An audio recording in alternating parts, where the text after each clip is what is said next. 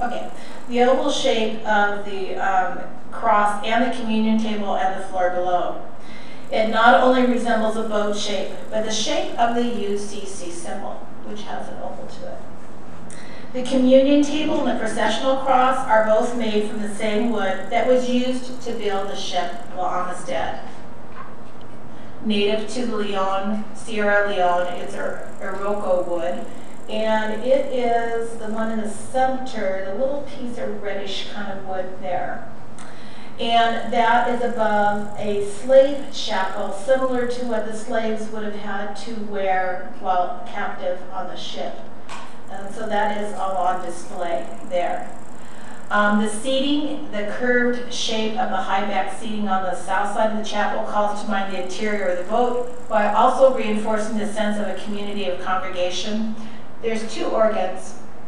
The one I have pictured is a pipe organ, is I'm not sure how to pronounce it, Bedient organ, and constructed of Honduras mahogany, and includes decorated shades of Sierra Leone Iroko wood as well. It was inspired by the 18th and 19th century organs of France and Germany. The organ was a gift from the Frost Parker Foundation, and it is very beautiful and stands in the corner. You can walk around it and everything. In the hallway of the chapel hangs a quilt that is on loan, and it is in the bottom corner there. And it is created in calligraphic Arabic by Fatou, a Muslim artist craftsman in the tent makers district of Cairo, Egypt. The text begins with Our Father in the center circle and then works its way out. He is proud to be the first in his trade to produce an applique of the Lord's Prayer. There are approximately 15 million Arab Christians in the countries of the Middle East. For Muslims, Jesus is a prophet of God, the Messiah, born of a virgin birth, was saved from the cross and did not die, was raised to heaven and will come again, bringing peace to the world. This is a perfect conversion of the captives of Sierra Leone. The many people were Muslim. Amistad Chapel now is a congregation of 30+ members that meets every Wednesday and Sunday, holds communion every Sunday, and this congregation was given UCC standing as a UCC congregation in November of 2014. They were very excited to share their chapel with us. It is the only UCC in the downtown serving those who work and live downtown. And I noticed in my directory at the hotel I stayed in that it did not have them as listed, so I will contact them to make sure they get that down. Later that day, after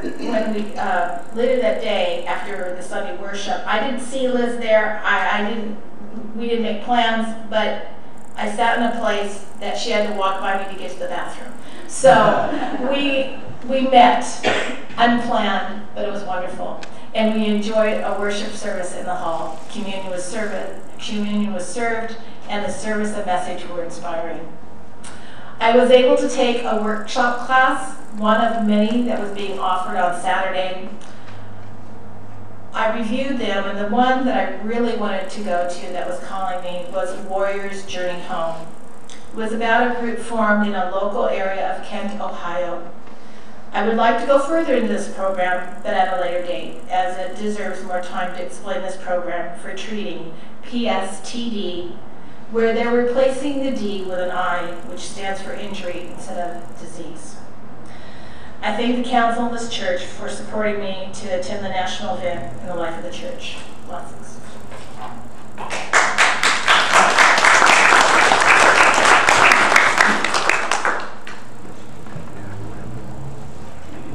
Thank you so much, Sharon.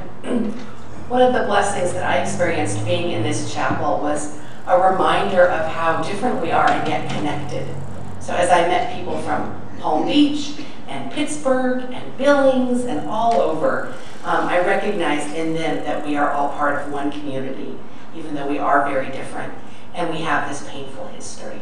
So thank you so much for sharing that with us. And I ask you again just to reflect on your place in this church, where you are with your faith in God, What unexpected places is God waiting to take you?